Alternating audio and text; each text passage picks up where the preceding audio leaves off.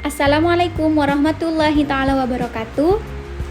Halo teman-teman, di sini saya Mila Dwi Kurniawati dengan nomor NIM 23383203292. Pada kesempatan kali ini, izinkan saya untuk menjelaskan tentang identifikasi risiko, teknik risiko, dan prinsip-prinsip risiko.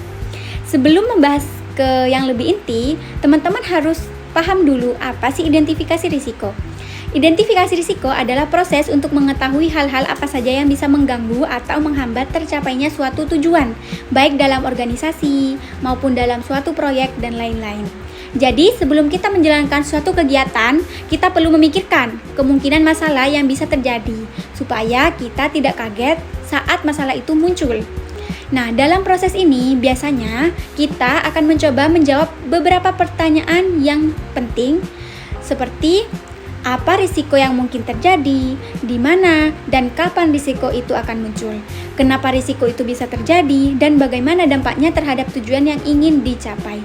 Dari proses ini, nantinya akan dihasilkan daftar risiko atau yang bisa disebut sebagai risk register atau kumpulan semua kemungkinan risiko yang sudah diidentifikasi. Jadi, intinya, identifikasi risiko ini adalah usaha kita untuk memprediksi atau mengantisipasi masalah sebelum benar-benar terjadi, supaya kita bisa lebih siap dalam menghadapinya. Yang kedua, saya akan menjelaskan teknik risiko.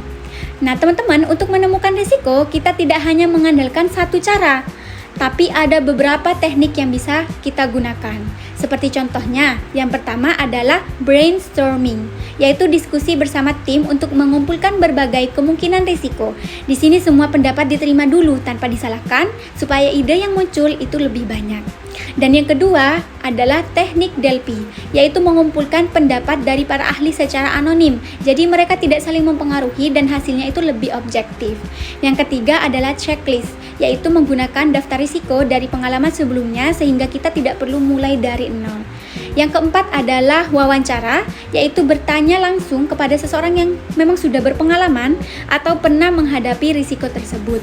Selain itu, ada juga analisis SWOT, yaitu melihat kekuatan, kelemahan, peluang, dan ancaman sehingga kita bisa memahami risiko dari sisi internal maupun dari eksternal. Kemudian ada observasi, yaitu melihat langsung kondisi di lapangan untuk menemukan potensi bahaya yang mungkin tidak terlihat di data.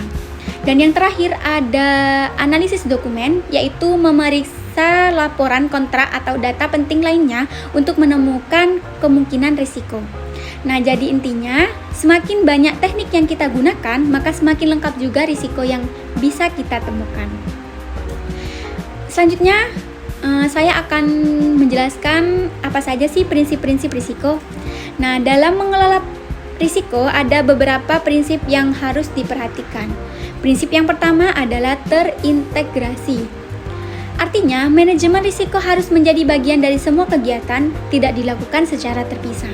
Yang kedua adalah terstruktur dan komprehensif, yaitu dilakukan secara sistematis dan rapi supaya hasilnya jelas dan konsisten.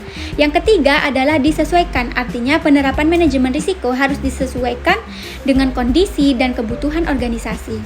Yang keempat adalah inklusif, yaitu melibatkan berbagai pihak atau stakeholders supaya informasi yang didapat juga lebih lengkap. Yang kelima adalah dinamis, karena risiko itu bisa berubah kapan saja, jadi harus terus dipantau dan diperbarui.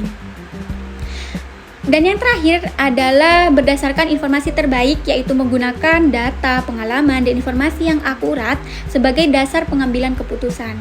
Dapat disimpulkan pengelolaan risiko harus dilakukan dengan baik, fleksibel, dan tidak asal-asalan.